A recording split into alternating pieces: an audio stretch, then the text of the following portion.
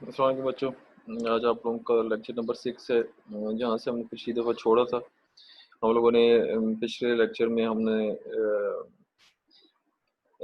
TCP IP की layers को देखा था। आज हम टीसीपी आईपी के ऑपरेशंस को देखते हैं। ये बेसिकली जैसे आप लोगों को मैंने बताया था कि टीसीपी आईपी क्या है। टीसीपी आईपी दो आपकी फेमस प्रोटोकॉल्स का नाम है। तो उसके ऑपरेशन का बेसिकली देख लेते हैं कि जब हम दो स्टेशंस के दरमियान में टीसीपी आईपी को इम्प्लीमेंट करके डाटा को फ्लो कर रहे होते हैं, तो उसमें टीसीपी और आईपी का बेसिकली फंक्शनैलिटी क्या है, यानी इन दो प्रोटोकॉल्स की फंक्शनैलिटी क्या है। ठीक है।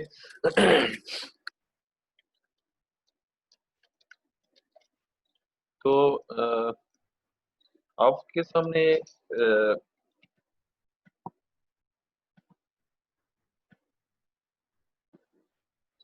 चेक कर लूँ कि आपके पास स्क्रीन हो सही शेयर हो रही है। आपके सामने एक दो होस्ट स्टेशंस हैं, एक होस्ट ए है और एक तरफ होस्ट बी है। हम लोगों ने ये देखना है कि यहाँ पे टीसीपी क्या काम कर रहा है और आईपी क्या काम कर रहा है। ठीक है, ये दोनों प्रोटोकॉल का नाम है। टीसीपी क्या करता है, आपको डाटा को डिलीवर करता है, और आईपी क्या काम करता है, आपकी मेक श्योर करता है कि आपकी आईपी एड्रेसिंग को यूज करते हुए डाटा को रूट सही किया गया है फ्रॉम कंप्यूटर यानी end system to the network. ये इंश्योर किया जाता है। टीसीपी का काम विद इन द कंप्यूटर होता है। ये कनेक्शन बनाता है, एक रिलायबल कनेक्शन बनाता है कि मेक श्योर करता है कि नेटवर्क डाटा जो सा है वो एक नेटवर्क तक वो डाटा पहुंच चुका है। ठीक है। अच्छा, यहाँ पे सबसे पहले अगर मैं होस्ट ए की बात करता हूँ, दोनों तरफ आपकी जो डायग्राम है वो सेम है, लेकिन मैं स्टार्ट करता हूँ क्योंकि डाटा जो है वो होस्ट ए की तरफ से फ्लो कर रहा है। वो कह रहा है कि होस्ट ए में आपके पास 1 2 3, आप लोगों को अगर याद हो मैंने बताया था कि ये तीनों क्या हैं, ये एक एप्लीकेशन लेयर है। फॉर एग्जाम्पल जस्ट सपोज कर लो ये एक एप्लीकेशन लेयर है जिसमें ये तीन आपकी स्टेप्स हैं, ये तीन पोर्ट्स हैं, 1 2 3, जिसको हम सर्विस एक्सेस पॉइंट कहते हैं। ठीक है, ये आपको देखो आपको नजर भी आ रहा होगा। ये दोनों जो पहली जो सी दो आपकी स्टेप्स हैं 1 और 2 होस्ट ए में, वो ऐप वाई के लिए है, और जो तीसरी जो सी पोर्ट है 3 जो सी वो कंप्यूटर ऐप एक्स के लिए। इसी तरह होस्ट बी की तरफ भी है। होस्ट बी में क्या फर्क है कि वहाँ पे 2 4 और 6 आपकी पोर्ट है। दूसरी जो सी पोर्ट है, it depends on the total computer कि वो पोर्ट कौन सी उसको रिजर्व करता है। यहाँ पे जस्ट हम एग्जांपल ले रहे हैं। हो सकता है कि वहाँ पे होस्ट बी में भी आपकी 1 2 3 हो, कोई मसला नहीं। पोर्ट्स आपकी डिफरेंट भी हो सकते हैं, सेम भी हो सकते हैं, उसके कोई कंसर्न नहीं है। कंसर्न है ही नहीं होस्ट एक और होस्ट बी के साथ कि पोर्ट्स वहाँ पे कौन सी रिजर्व और यहाँ पे कौन सी रिजर्व। होस्ट बी में एप्लीकेशन एक्स 2 ऐप को यूज कर रहा है, और 4 6 को कंप्यूटर वाई यूज कर ऐप वाई यूज कर रही है। एप्लीकेशन फाइल ट्रांसफर एप्लीकेशन एक है, और कोई भी एप्लीकेशन ठीक हो सकती है। Host A application layer in application को एक्स और वाई को यूज करते हुए प्रिपेयर करता है, और फिर वो डाटा जो होता है वो टीसीपी को भेजता है। ठीक है, टीसीपी क्या कर रहा है, आपको एक लॉजिकल कनेक्शन बना रहा है, एक रिलायबल कनेक्शन बना रहा है, और डाटा को मुख्तलिफ चंक्स में। Point to be noted, TCP का एक तो काम ये है कि ये डाटा को चंक्स में डिवाइड करता है और एक लॉजिकल कनेक्शन बनाता है, जिसको हम टीसीपी कनेक्शन कहते हैं। ठीक है, डाटा को, और ये जितनी चंक्स बनाता है डेफिनेटली उसका एक सीक्वेंस नंबर बनाता है। टीसीपी जितनी भी चंक्स बनाता है उसका एक सीक्वेंस नंबर बनाता है। जाहिर सी बात है, जब हम अपने एक मैसेज को, फॉर एग्जाम्पल मेरे एक मैसेज है उसमें ए बी सी, एक मैसेज है उसमें मैंने कोई भी लिखा हुआ है, फॉर मुझे उसका नाम फखर है, तो उस फखर के FAKHAR 6 आपके करेक्टर्स हैं। हर एक को मैंने इंडेक्स नंबर दिया है 0 से लेकर 5 तक। तो ये आपके सीक्वेंस नंबर क्या हैं, ये आपके उसके सीक्वेंस नंबर के जरिए हम इसको इन ऑर्डर या आउट ऑर्डर में देखते हैं। ठीक है, इसको जब चंक्स में डिवाइड करते हैं तो इसका एक लॉग मेंटेन करता है। ठीक है, इसका एक लॉग मेंटेन कर बढ़ता है। अच्छा, एक चीज याद रखना, आपको मैंने बुक भी दी हुई है, आपको मैंने स्लाइड्स भी दी हुई है। स्लाइड्स में कमेंट्स भी लिखे हुए हैं, नोट्स भी लिखे हुए हैं, बुक में आपकी पूरी एक्सप्लेनेशन। कोई चीज अगर आपको समझ नहीं आती है वहां से भी देख सकते हो। पेपर में ये नहीं कहना कि सर जी ये स्लाइड्स में नहीं था, ये उसमें नहीं था। ठीक है, आप एक्सप्लेनेशन सारे इसमें देख सकते हो। अब टीसीपी क्या काम करता है? सबसे पहले ये डाटा को चंक्स में डिवाइड करता है। दूसरा काम ये कि एक लॉजिकल कनेक्शन, एक रिलायबल कनेक्शन एक बनाता है, ठीक है, और एक सीक्वेंस नंबर जनरेट करता है। मैसेज के चंक्स को डिवाइड करने के बाद उसका हर एक चंक का एक सीक्वेंस नंबर जनरेट करता है और एक लॉग मेंटेन करता है। लास्ट जो इसकी फंक्शनलिटी वो ये है कि लॉग मेंटेन करता है, ठीक है। लॉग मेंटेन करने के बाद इसको ये आईपी को भेजता है। आईपी के अंदर एक ग्लोबल इंटरनेट एड्रेस मौजूद होता है, किसका? इस कंप्यूटर एक्स का। इसी तरह कंप्यूटर जो होस्ट बी है उसमें आईपी में इसका global internet access IP address होगा। अगर फॉर एग्जाम्पल मैं अगर फॉर एग्जाम्पल कहता हूँ कि यार ये ग्लोबल नेटवर्क एड्रेस है क्या, अगर आपने एक आईपी एड्रेस देखा हो 192.162, ये ऐसा करते हैं कि मैं इसको रेज करता हूँ, मैं टेक्स्ट यूज करता हूँ। इसको लिखना एक तो बड़ा मुश्किल काम, मेरे पास पेन है नहीं जो हम लैपटॉप पे यूज करें। 192.168.4. इसमें जो 192 है, हम किसी भी एड्रेस के अगर फर्ज जो पहले दो पोर्शन के पहले तीन पोर्शन को यूज करते हुए देखते हुए हम कहते हैं कि यार ये जो पहला जो पोर्शन है ना, ये एक ग्लोबल नेटवर्क एड्रेस को रिप्रेजेंट करता है। इससे ये पता चलता है कि ये कौन सी क्लास का, ये कौन सी लैब का नंबर है। हमारा जो फेडरल यूनिवर्सिटी 172 यूज करता है, इस मीन के उसका जो ग्लोबल एड्रेस होगा वो 172 हो, इसका 192 है, ठीक है। तो ये ग्लोबल एड्रेस आपको कहलाता है। आईपी से होने के बाद एड्रेस करने के बाद डाटा जाता है नेटवर्क एक्सेस प्रोटोकॉल 1 में, जो होस्ट ये अगर आपको याद हो कि नेटवर्क एक्सेस लेयर की बात कर रहे हैं। यहाँ पे डाटा जाने के बाद ये फिजिकल लेयर के पास जाता है। फिजिकल लेयर आपका जो है एक नेटवर्क के साथ कनेक्ट है। तो दोबारा दोहरा रहे तो टू मेक क्लियर दैट, थोड़ा सा मैं बुक से भी पढ़ लेता हूँ कि आपको और चीज भी, आप बुक से पढ़ते हुए आपको कोई चीज अगर समझ ना आ रही तो मैं उसको भी देख लेता हूँ। To make clear that the total communication facility may consist of multiple networks, the constituent networks are usually referred to as a sub networks. जो आपको नीचे नेटवर्क्स नजर आ रहे हैं इनको हम सब नेटवर्क्स कहते हैं। Some sort of the network access protocol such as Ethernet knowledge is used to connect the computer to the sub network. Host एक का जो फिजिकल जो लेयर है ना, वो एक इथरनेट लॉजिक यानी इथरनेट प्रोटोकॉल के जरिए वो एक नेटवर्क के साथ कनेक्ट है, जो आपको नीचे बॉटम में आपको क्या नजर आ रहा है, में जो आपको नेटवर्क नजर आ रहा है, ठीक है। एक इथरनेट लॉजिक को यूज करते हुए इसके साथ कनेक्ट है ये PC. This protocol enables the host to send data across the sub network to another host। तो another host कौन से? host B। और if the target host is on another sub network to the router। अब यहाँ पे क्या हो रहा है, यहाँ पे अगर फॉर एग्जाम्पल आपको ये अगर फॉर एग्जाम्पल जो सा ये होस्ट है वो इस नेटवर्क के साथ कनेक्टेड, होस्ट अगर बी होता वो यहाँ पे इस तरह करके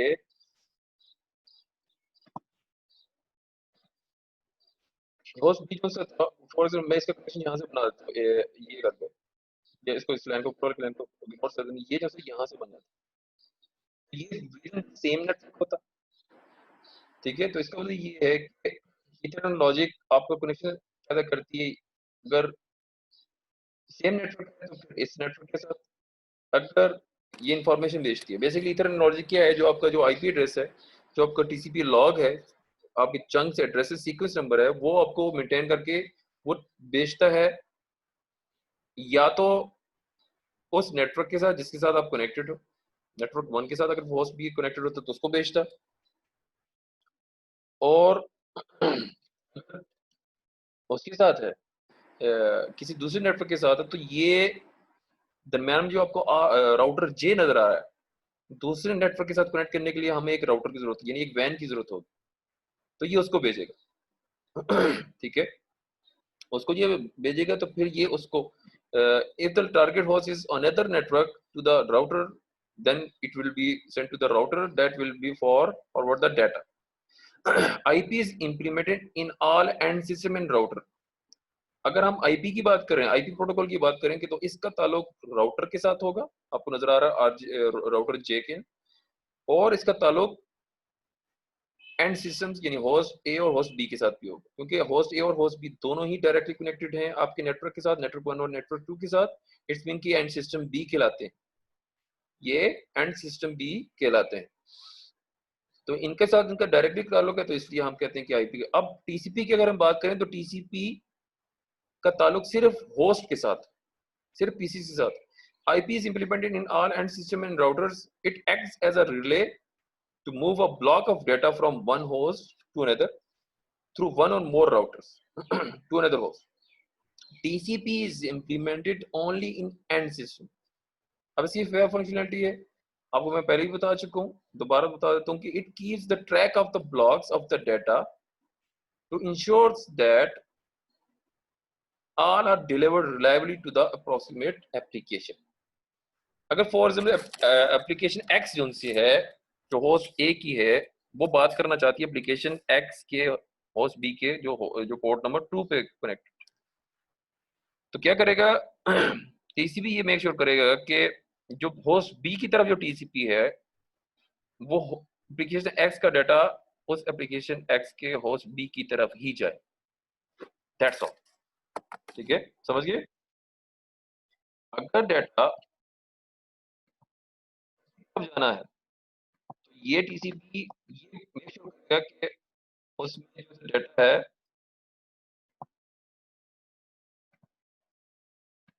जो डाटा है वो होस्ट बी के बीच है। ठीक हो गया? Successful communication, every entity in the overall system must have a unique address. Actually, two level of addressing. अब addressing के लिए हम जाते हैं, समझ आ गई? और इसमें दोबारा देख लेते हैं इस स्लाइड को, इसको पहले मैं रब कर देता हूँ। ठीक है, स्पॉटलाइट। होस्ट ए ने एप्लीकेशन ए और एक्स, यानी होस्ट ए के फॉर एग्जांपल कहते हैं एप्लीकेशन एक्स जो है वो एप्लीकेशन एक्स होस्ट बी के साथ कम्युनिकेट करना चाह रहे हैं। पिछले पिछले स्लाइड्स में चीज आपको बतानी थी, अभी ये डॉटेड लाइंस है, थर्ड लाइन में ये डॉटेड लाइंस हैं, इन इसका मतलब ये है कि ये आगे से मतलब नहीं है कि डायरेक्टली कनेक्टेड है file transfer application computer x के कंप्यूटर वाई के फाइल ट्रांसफर एप्लीकेशन के साथ नहीं। इसका मतलब ये है कि जो प्रोटोकॉल्स फाइल ट्रांसफर एप्लीकेशन के अंदर कंप्यूटर एक्स के अंदर रन हो रहे होंगे, वही प्रोटोकॉल्स वही कमांड्स कंप्यूटर वाई के फाइल ट्रांसफर एप्लीकेशन के अंदर रन हो रहे होंगे। जो messages computer communication service module के अंदर रन हो रहे होंगे, वही कंप्यूटर वाई के कम्युनिकेशन सर्विस मॉड्यूल के अंदर रन हो रहे होंगे। सॉलिड लाइन का मतलब ये है कि मतलब ये कि वर्चुअल कनेक्शन दी प्रोटोकॉल्स, कि वही प्रोटोकॉल्स यहाँ पे भी हैं, वही प्रोटोकॉल्स वहाँ पे भी। इसी तरह इस डायग्राम में सिर्फ ये बताया कि लॉजिकल कनेक्शन टीसीपी हम कर रहे हैं, एक एग्जांपल कर रहे हैं जिसमें होस्ट ए कम्युनिकेशन करना चाहता है होस्ट बी के साथ। ठीक है, और होस्ट ए का जो एप्लीकेशन की पोर्ट नंबर 3 है, यानी एप्लीकेशन एक्स है, वो कम्युनिकेशन करना चाहता है होस्ट बी के टीसीपी के होस्ट पोर्ट नंबर 2 के साथ। यहाँ पे आपको स्लाइड में नहीं आ रही, लेकिन ये होस्ट ए की अगर मैं लेफ्ट से स्टार्ट करूँ, 1 2 और 3 है, होस्ट बी की 2 4 और 6 पोर्ट नंबर हमने जस्ट अब कोई भी सेम भी हो सकती है।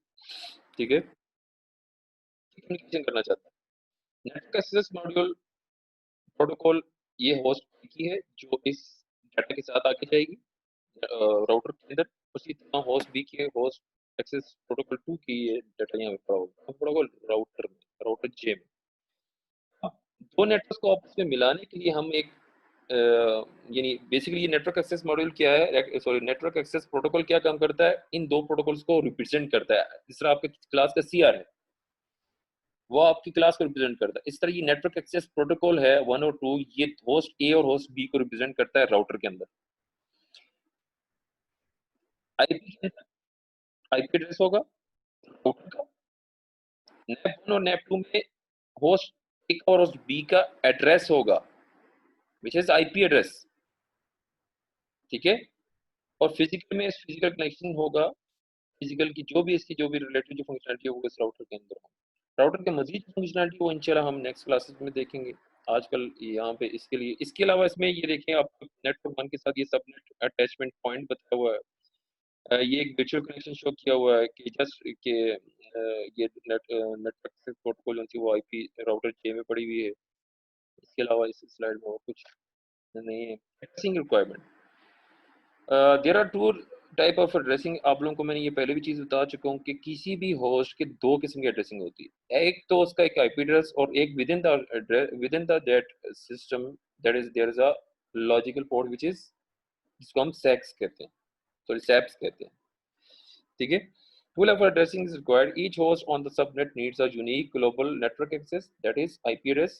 Each application on the multitasking host needs a unique address within the host known as port. यहाँ पे मैं पॉइंट ऐड कर देता हूँ कि those are the SAPs, service, अभी पीछे स्लाइड में भी देख लेना, सर्विस एक्सेस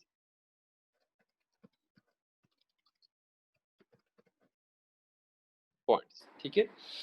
पोर्ट को हम सर्विस एक्सेस पॉइंट भी कहते हैं, ठीक हो गया। सर्विस एक्सेस पॉइंट हम क्यों यूज कर रहे हैं, क्योंकि हमें हर एक एप्लीकेशन का कंप्यूटर, जैसा भी हमने पिछले एग्जांपल में देखी है, हमें हर एक एप्लीकेशन के एक अलग पोर्ट नंबर या सैप्स का एड्रेस चाहिए। नेक्स्ट की तरफ जाते हैं। यहाँ पे टीसीपी ऑपरेशन कि बेसिकली डाटा का, this is operation because of data की, डाटा पे क्या असर होता है, उसके साथ क्या होता है। सबसे पहले एप्लीकेशन बाइट स्ट्रीम में आपके एक यूजर डाटा बनता है, ठीक है। टॉप पे एप्लीकेशन स्ट्रीम में आपका यूजर डाटा बनता है। डाटा बनने के बाद ये टीसीपी के पास जाता है, टीसीपी सेगमेंट्स बनाता है। उस सेगमेंट्स में के साथ आपको देख रहे हो पर ये डॉटेड लाइन नजर आ रही है, यूजर डाटा उसी तरह नीचे है, उसके साथ एक और चीज ऐड हुई जिसको हम टीसीपी हेडर कहते हैं। Now what is TCP header, ठीक है। What is TCP header, TCP header क्या है। टीसीपी हेडर में कुछ चीजें होती हैं, बेसिकली एप्लीकेशन बाइट स्ट्रीम नीचे जब टीसीपी हेडर उसके साथ अटैच करता है तो अब ये पूरा जो है ये टीसीपी सेगमेंट बन जाता है। ट्रांसपोर्ट लेयर का जो डाटा फॉर्मेट भी है टीसीपी सेगमेंट बन जाता है। इसमें दो चीजें होती हैं, आप अपने पास लिख भी सकते हो। एक डेस्टिनेशन पोर्ट है, एक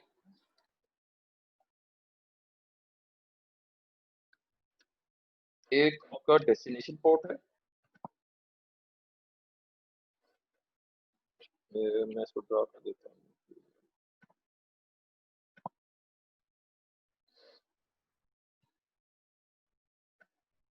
एक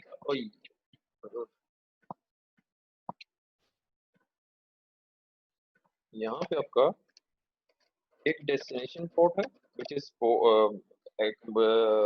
एप्लीकेशन एक्स। अगर पीछे उसकी कॉन्फ़िगरेशन को देखते हो, डेस्टिनेशन पोर्ट नंबर है in be in our case, और इसी तरह आपका सीक्वेंस नंबर मैसेज का, ठीक हो गया।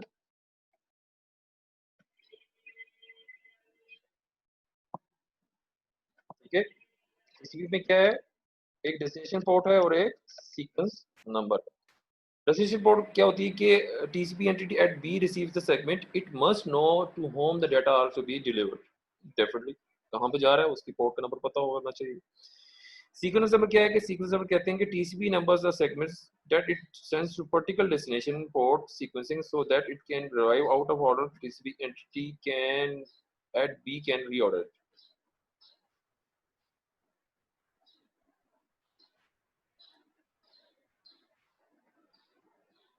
ठीक है, वही सीक्वेंस नंबर का है। इसके बाद टीसीपी सेगमेंट की बात क्या होता है आगे फिर नेक्स्ट स्टेप में आपको जो टीसीपी सेगमेंट वो आईपी डाटाग्राम बनता है। अब इसमें आईपी हेडर है, आईपी का एड्रेस। उसके बाद जब नेटवर्क लेवल पर जब नेटवर्क में चला जाता है फिर उसको हम कहते हैं कि ये एक नेटवर्क लेवल पैकेट है। ठीक है, जिसमें नेटवर्क हेडर इसके तमाम इंफॉर्मेशन, डेस्टिनेशन का आईपी एड्रेस, सोर्स का आईपी एड्रेस, इसके अंदर टीसीपी का हेडर, टीसीपी के सेगमेंट, आईपी डाटाग्राम सब कुछ मिला के फिर आपको ये पूरा जो पैकेट वो नेटवर्क लेवल पैकेट बन जाता है, जिसको हम पॉइंट टू बी नोटेड, इसको हम प्रोटोकॉल डाटा यूनिट कहते हैं। इस पूरे को, इस नेटवर्क लेयर प्रोटोकॉल को, सॉरी पैकेट को हम क्या कहते हैं, पीडीयू कहते हैं, which is equal to call data unit. ये सारी चीजें एप्लीकेशन यूजर डाटा मिला के, user data plus TCP segment plus IP datagram is equal to, या plus network level packet is equal to protocol data unit. इसको कर लेते हैं, user data plus TCP segment plus IP datagram plus network level. ठीक है,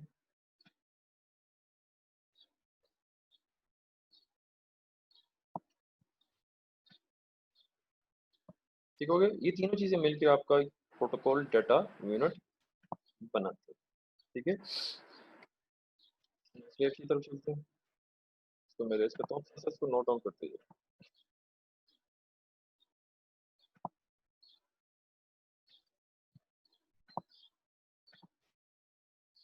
अब इन protocols की तरफ हम थोड़ा सा ब्रीफली जाते हैं। सबसे पहले ट्रांसमिशन कंट्रोल प्रोटोकॉल, जिसको हम टीसीपी कहते हैं। जो ट्रांसपोर्ट लेयर है ना, जो ट्रांसपोर्ट लेयर, उसकी बेसिकली दो टाइप्स होती हैं। ट्रांसपोर्ट लेयर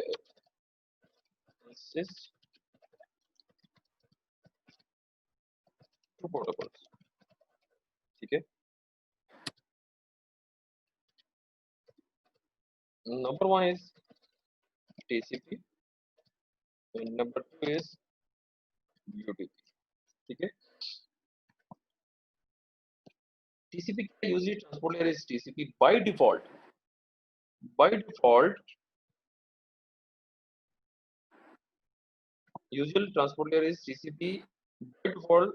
इसके साथ क्या होता है, हम कहते हैं कि बाय डिफॉल्ट जो प्रोटोकॉल होती है वो टीसीपी चलती है।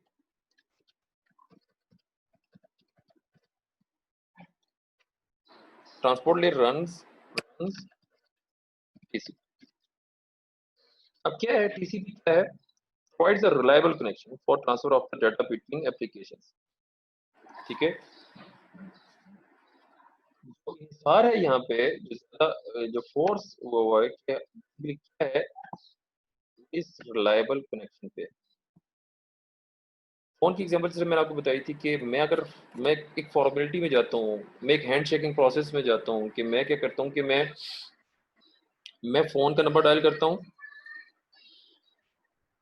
फॉर एग्जाम्पल मैं आपकी क्लास को सीयर को फोन करना चाहता हूँ, मैं फोन, मेरे पास इसका नंबर होना चाहिए। सबसे पहले मैं मोबाइल लेता हूँ, उसमें नंबर डायल करता हूँ, कॉल का बटन प्रेस कर, एक टोन जाती है, टोन इसको भी जा रही होगी, मुझे भी जा रही होगी। जब तक ये रिसीव नहीं करता, इसके साथ मेरे कनेक्शन, रिलायबल कनेक्शन नहीं खुलता। तो टीसीपी क्या है, एक रिलायबल कनेक्शन प्रोवाइड करता है। ठीक है, अब आप रेडियो ऑन करते हो, टीवी ऑन करते हो, फॉर एग्जाम्पल एक मेरे पास तुम हो जो सर ड्रामा था, आपको वो इंतजार कर रहा होगा कि 8 बजे आप आओगे, सर आप आओगे तो हम स्टार्ट करेंगे। नहीं, जब आप टीवी ऑन करते हो, 8:30 बजे ऑन किया, उसका आधा पार्ट हुआ होता है। आपने जितने बजे भी ऑन किया होता, कोई भी प्रोग्राम हो तो वो आपको इंतजार नहीं करता। टीवी हो गया, एफएम हो गया, तो वो क्या है, एक अनरिलायबल। उसका ये कंसर्न नहीं है, एयरवाई की कंसर्न नहीं है कि आपके क्लास की सीआर को आपका डाटा पहुंच रहा है। उसका ये कंसर्न है कि सिर्फ इस्लामाबाद में जो है वो डाटा जा रहा है, बस आपके सेक्टर में डाटा जा रहा है, वो भी बहुत मुश्किल से उसका कंसर्न होगा। तो टीसीपी मेक श्योरिटी करता है कि डाटा उसके पास जा रहा है, एक एक्नॉलेजमेंट्स का अमल दखल, ठीक है, एक एक्नॉलेजमेंट्स का अमल दखल है जो अनरिलायबल में नहीं होता। A TCP segment is basic protocol unit. TCP ये हम पहले भी देख रहे हैं, TCP tracks the segments between entities for duration of each connection. Each time के लिए segments है उसके track को भी ये maintain करता है, ठीक है। By default कौन सी चलती है? By default ट्रांसपोर्ट लेयर में कौन सी प्रोटोकॉल काम करती है? Which is TCP,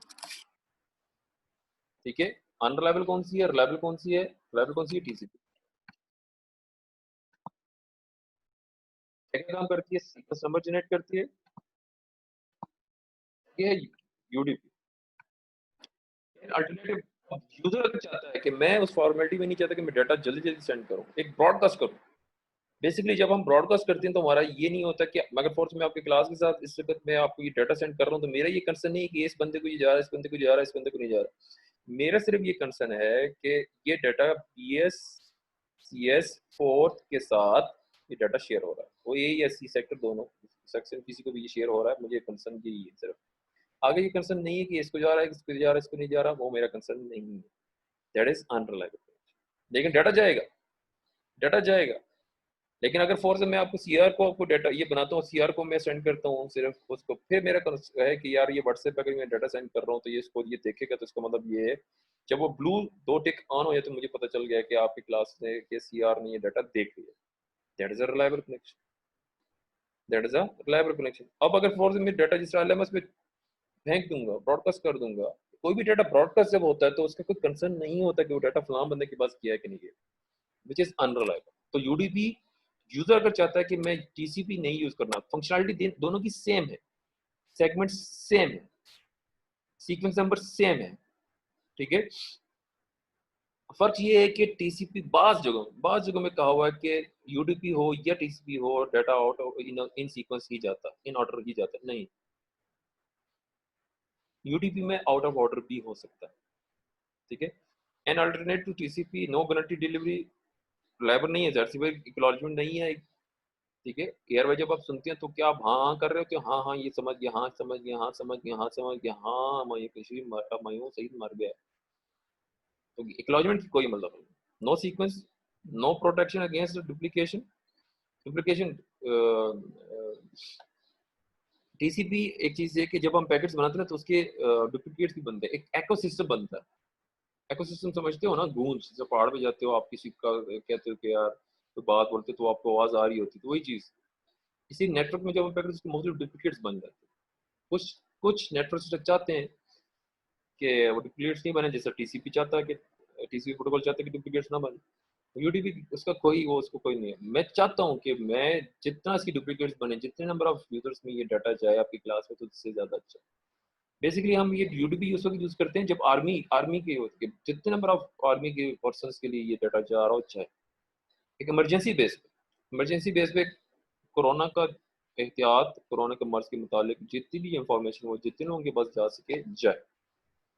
मुझे किसी फॉर्मेलिटी में नहीं जाने कि इस 20 करोड़ के बंदों में से फलां जैसा आपका सीआर 300 बंदा उसको ये डाटा जा रहा है, नहीं, मेरा कंसर्न नहीं है। That is UDP. Minimum overhead आपको पता है कि इसमें कम हम यूज करते हैं। एप्लीकेशन हैं कि कहाँ हम यूज कर सकते हैं। Have a number of standard TCP applications such as Simple Mail Transfer Protocol (SMTP), ये प्रोटोकॉल का नाम है। फाइल ट्रांसफर प्रोटोकॉल FTP है। टेलनेट के बारे में मैं आपको फिर कभी बताऊंगा। टेलनेट का यहाँ पे सिर्फ ये बताना टेलनेट बेसिकली एक क्या है ये एक प्रोटोकॉल है जिसके जरिए हम यूजर इसको टर्मिनल यहाँ पे लिख दूँ आपके लिए। नेटवर्क से ये डेरिवेशन की निकली है, टर्मिनल नेटवर्क की डेरिवेशन है ये। इसके जरिए हम यूजर नेम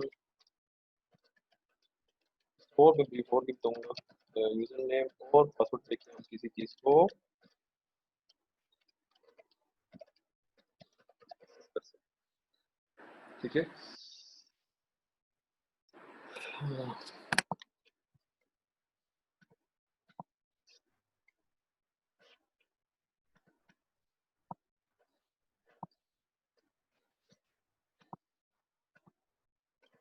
आगे ओएसआई, इसको कहते हैं ओपन सिस्टम इंटरकनेक्शन। अच्छा, थोड़ी सी हिस्ट्री की मैं बता दूं।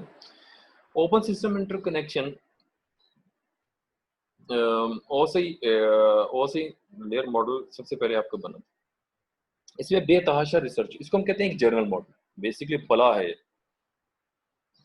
इसको, जिसको हम टीसीपी कहते हैं ना कि ये एक जनरल मॉडल नहीं है, एक ऑफिशियल मॉडल नहीं है, ये एक जनरल मॉडल है जिसकी 7 लेयर्स बनी थी।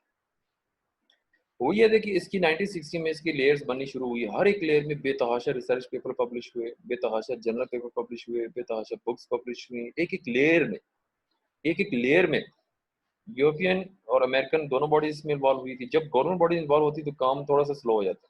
नो डाउट इसमें रिसर्च बहुत अच्छी हुई, बिलियंस ऑफ डॉलर्स इसमें इन्वेस्टमेंट किए गए थे, लेकिन मेन चीज ये थी कि हमें स्टैंडर्ड्स चाहिए, हमें प्रोटोकॉल चाहिए। मार्केट के सिस्टम्स के सिस्टम बनना शुरू हो गए।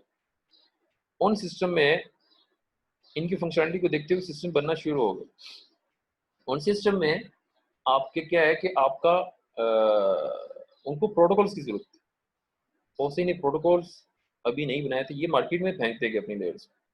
टीसीपी आईपी एक ग्रुप बना, जिसको शुरू में 5 लेयर्स मॉडल भी कहते थे। उन्होंने एक ग्रुप बनाया, उन्होंने की प्रोटोकॉल इनके तमाम लेयर्स को उठाया, उन लेयर्स को देखते हुए उन्होंने प्रोटोकॉल्स बनाए। इसीलिए कहते हैं कि टीसीपी आईपी की प्रोटोकॉल ज्यादा अच्छी हैं as compare to OSI reference. इन्होंने प्रोटोकॉल्स बना के मार्केट में फेंक दिए। तो कहते हैं स्टडी पॉइंट ऑफ व्यू से हम अगर हम किसी नेटवर्क को मॉडल को पढ़ना चाहते हैं तो हम ओसी रेफरेंस मॉडल को एनालाइज करें। कोई नई चीज को नेटवर्किंग डिवाइस बनाना चाहते हैं, राउटर बनाना चाहते हैं, स्विच बनाना चाहते हैं, तो हम इसको देखें। प्रोटोकॉल्स अगर हम यूज करें तो हम टीसीपी मॉडल को देखें। Open system interconnection developed by international standard organization ISO के जरिए हुआ था। Has 7 layers, is a theoretical system delivered to late, TCP is a standard. ठीक है, ये आपको ओसी की लेयर 7 लेयर्स नजर आ रही हैं। अब इनके पॉइंट्स को मैं सिर्फ यहाँ पे आपको प्रेजेंटेशन और सेशन लेयर का थोड़ा सा बताऊंगा, बाकी पॉइंट्स आप बेशक इसके पॉइंट्स को इग्नोर कर दो, उन्हीं पॉइंट्स को लिखते नहीं, या इसी लेयर की वही चीज़ है। मैं चलो देख लेते हैं। Application layer provides access to OSI environment for the user and also provides us distribute information services. Presentation layer में हम present data को presentable form में लेके आते हैं। इसकी services ये हैं: provides independence to application process from difference in data representation, syntax, ठीक है, syntax और semantics define होता है। Session layer में session create होता है, provides a control structure of communications between application, establishes, manages and terminates the connection session between connecting cooperating applications।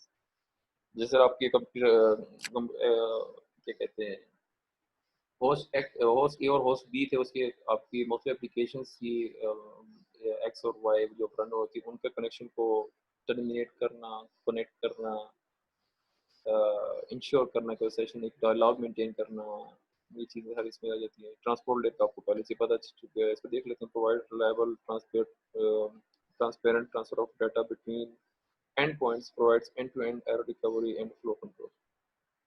Error control और flow control तो आपको तकरीबन हर लेयर में ही मिलेंगे। ठीक है, next, a network layer provides upper layer with the independence from the data transmission and switching technologies used to connect system responsible for establishing, maintaining and terminating connections। In points को याद कर लेना। वैसे go through करूंगा, ये चीज़ें मैं आपको बता चुका हूँ। provides a reliable transfer of the data, data link को देख रहा हूँ, ये एक नई लेयर है इसमें, जो नेटवर्क एक्सेस लेयर जिसको हम यहाँ पे डाटा लिंक लेयर कहते हैं। provides for the reliable transfer of information across the physical links and block frames with the necessary synchronization। ये इसकी ये चीज़ें याद रखना, synchronization, error control, flow control, क्योंकि मैं तमाम लेयर्स में आ गई। concern physical layer concerned with the transmission of unstructured bit stream over physical medium, deals with the mechanical, electrical, functional and procedural practices to access the physical medium। ठीक है, आप ये भी कर सकते हो कि इसमें प्रेजेंटेशन और सेशन लेयर के पॉइंट्स को याद कर लो, बाकी जितने भी जो आपके लेयर्स हैं उनके पॉइंट्स आप किसी के आईपी याद करो और उसके अंदर आप लिख सकते हो। इसको यहाँ पे कंपैरिजन किया हुआ है कि ओएसआई की 7 लेयर्स हैं और टीसीपी की जो एप्लीकेशन लेयर है उसमें जो फंक्शनलिटी है, एप्लीकेशन लेयर की फंक्शनलिटी है, प्रेजेंटेशन लेयर की फंक्शनलिटी है, सेशन के हाफ लेयर की फंक्शनलिटी है।